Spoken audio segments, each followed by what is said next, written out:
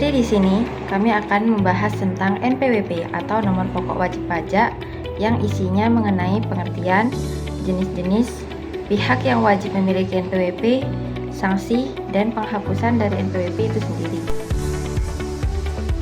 Jadi teman-teman, NPWP itu harus dimiliki setiap wajib pajak. Nah, sekarang NPWP itu apa sih? Jadi NPWP itu adalah nomor pokok wajib pajak yang diberikan kepada wajib pajak sebagai sarana dalam administrasi perpajakan yang dipergunakan sebagai tanda pengenal atau identitas wajib pajak dalam melaksanakan hak dan kewajiban perpajakan. Nah, setelah kita mengetahui apa itu NPWP, dan kita harus juga mengetahui apa saja jenis-jenis NPWP. Jenis-jenis NPWP ada 5, yaitu yang pertama NPWP pribadi atau perseorangan.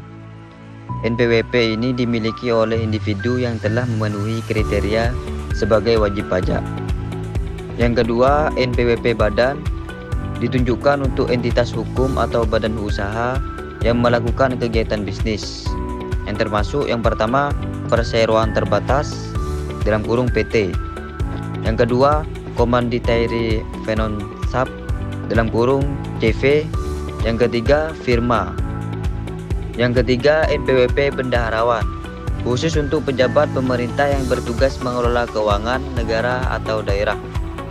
Yang pertama bendaharawan yang mengelola dana APBN, yang kedua bendaharawan yang mengelola dana APBD. Terus yang keempat NPWP cabang untuk unit usaha cabang yang memiliki karakteristik yang pertama merupakan bagian dari perusahaan pusat tetapi berlokasi terpisah. Yang kedua memiliki pengelolaan administrasi keuangan terpisah dari kantor pusat. Yang ketiga, melakukan kegiatan usaha secara mandiri di lokasi cabang. Yang kelima, NPWP Joint Operation ditunjukkan untuk bentuk kerjasama bisnis khusus, yaitu yang pertama kerjasama operasi dalam kurung KSO antara beberapa perusahaan untuk proyek tertentu. Yang kedua, Joint Venture dalam bidang tertentu seperti konstruksi, migas, atau infrastruktur. Nah, tentunya ada beberapa pihak juga nih yang harus mendaftarkan dan memiliki NPWP. 1. Wajib pajak badan dengan mendaftarkan diri ke kantor pelayanan pajak atau kantor penyuluhan pajak di tempat badan tersebut berdiri. Yang kedua, wajib pajak orang pribadi yang penghasilnya telah melebihi PTKP, yaitu penghasilan tidak kena pajak. Yang ketiga, BUT adalah bentuk usaha tetap, yaitu bentuk usaha yang digunakan untuk menjalankan kegiatan usaha secara teratur di Indonesia oleh badan atau perusahaan yang tidak didirikan atau tidak berkedudukan di Indonesia. Yang keempat, wajib pajak yang berlaku sebagai pemungut atau pemotong, yaitu wajib pajak non-subjek, yaitu bendaharawan negara dan badan tertentunya wajib pajak ditetapkan oleh Menteri Keuangan. Yang kelima dan yang terakhir yaitu PKP, pengusaha kena pajak. PKP adalah pengusaha yang melakukan penyerahan barang kena pajak, yaitu BKP, atau jasa kena pajak, yaitu JKP, dan telah memenuhi syarat omset tertentu. Nah, oleh karena itu, wajib pajak harus memiliki NPWP. Jika seorang wajib pajak yang sudah berpenghasilan tidak memiliki NPWP, maka akan dikenakan sanksi. Sanksi yang pertama yaitu tarif pemotongan pajak lebih tinggi. Ketika wajib pajak tidak memiliki NPWP, maka akan dikenakan tarif 20% seperti yang tertera pada PPh pasal 21 dan 23. Yang kedua yaitu tidak bisa menjalankan hak dan kewajiban perpajakan. Wajib pajak tidak bisa melaporkan SPT tahunan, tidak bisa mendapatkan restitusi pajak, dan tidak bisa mengikuti program pengampunan pajak dan pembebasan pajak.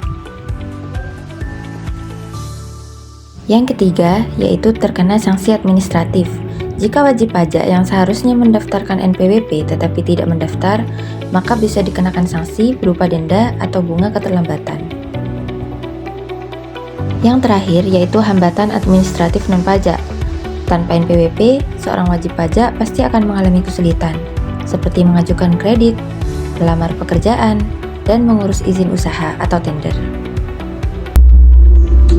Setelah mengetahui apa saja sanksi yang didapat, ada juga beberapa faktor yang membuat NPWP ini terhapuskan. Adapun alasan penghapusan NPWP yaitu ada untuk orang pribadi dan ada untuk badan. Alasan untuk orang pribadi yang pertama yaitu wajib pajak meninggal dunia dan tidak meninggalkan warisan yang menghasilkan penghasilan. Dan yang kedua yaitu tidak lagi memenuhi syarat subjektif dan objektif. Misalnya tidak bekerja lagi dan tidak punya penghasilan tetap. Dan yang ketiga yaitu warga negara asing yang sudah meninggalkan Indonesia secara permanen. Sedangkan untuk badan yaitu ada dua. Yang pertama yaitu telah dibubarkan atau dihentikan kegiatannya secara resmi. Yang kedua yaitu tidak lagi menjalankan kegiatan usaha atau memperoleh penghasilan.